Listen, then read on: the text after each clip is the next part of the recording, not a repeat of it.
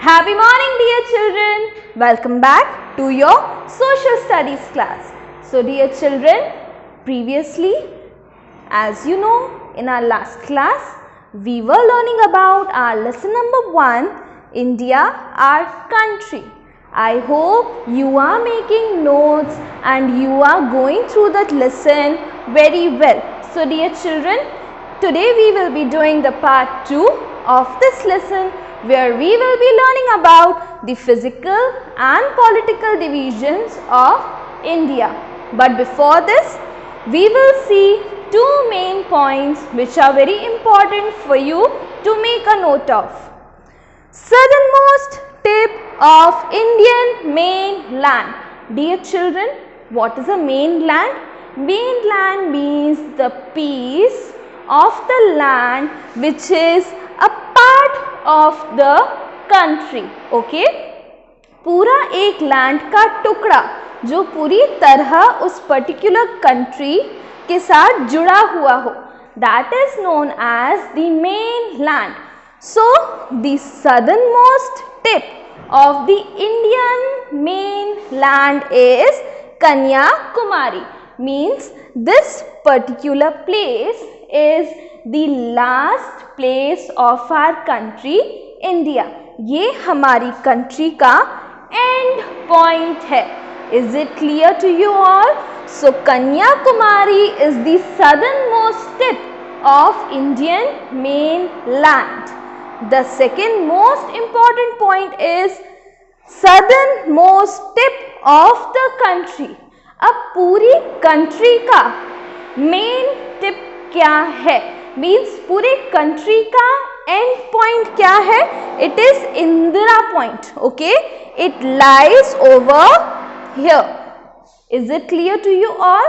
The southernmost tip of mainland is Kanyakumari, and the southernmost tip of the entire nation is Indira point.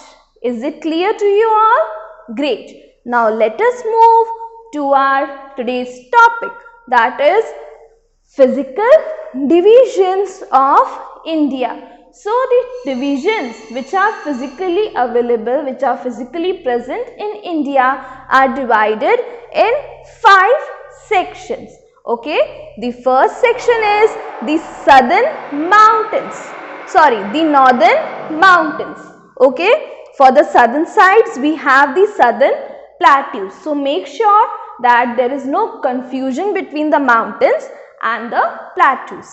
Then the second one is the northern plains. Okay. Third, the western desert, means the great desert of India, Thar desert. Then it comes the southern plateaus. And fifth one, the coastal plains and the islands. So these are the physical divisions of India. Now let us see the political divisions of India. Dear children, there are in all 29 states and 7 union territories, including National Capital Territory of Delhi. Dear children, political divisions means the division between each state of India. Is it clear?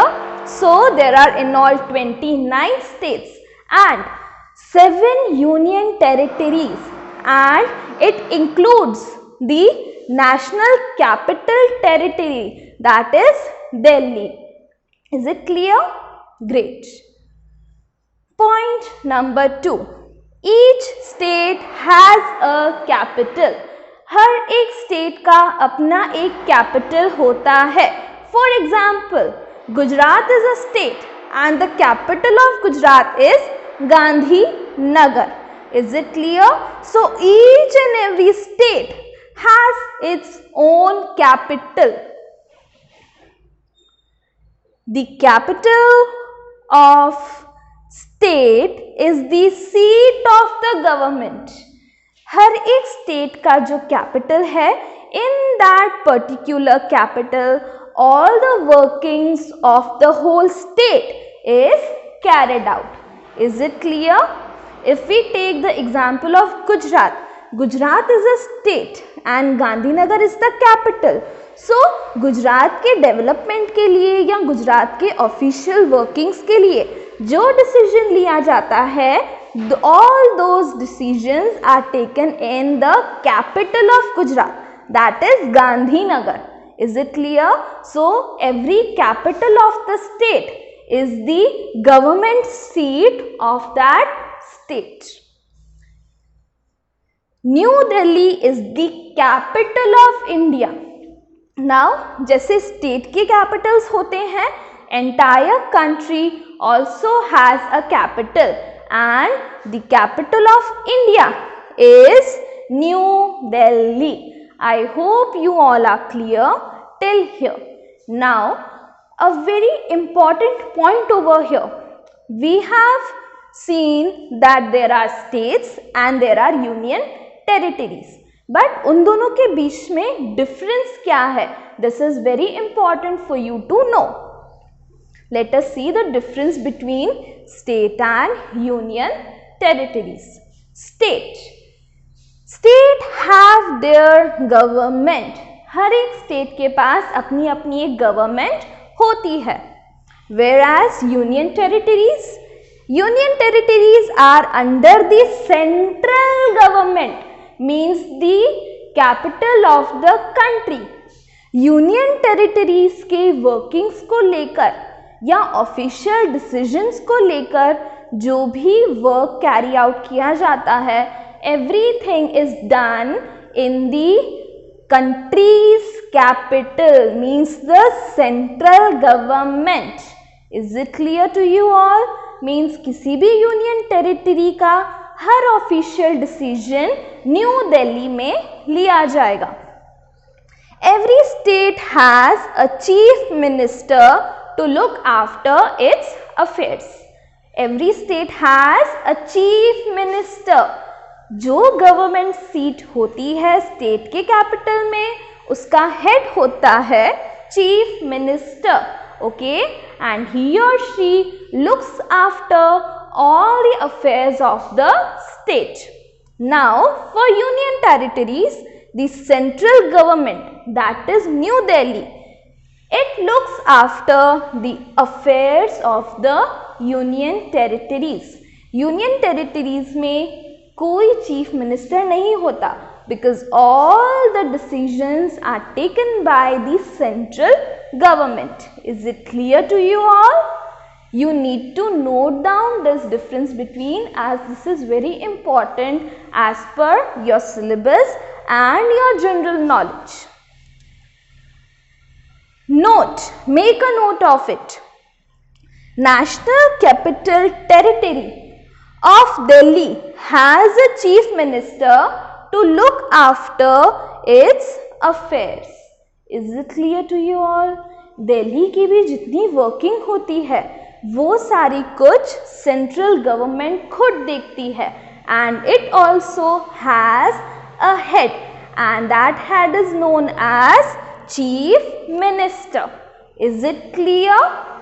Late us move further and see that what we learned today. आज हमने देखा southernmost tip of Indian mainland, that is Kanyakumari.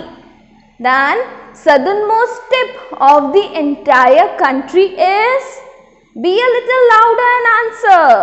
Very good. It is Indira Point. Then physical divisions of India. They are divided in 5 parts.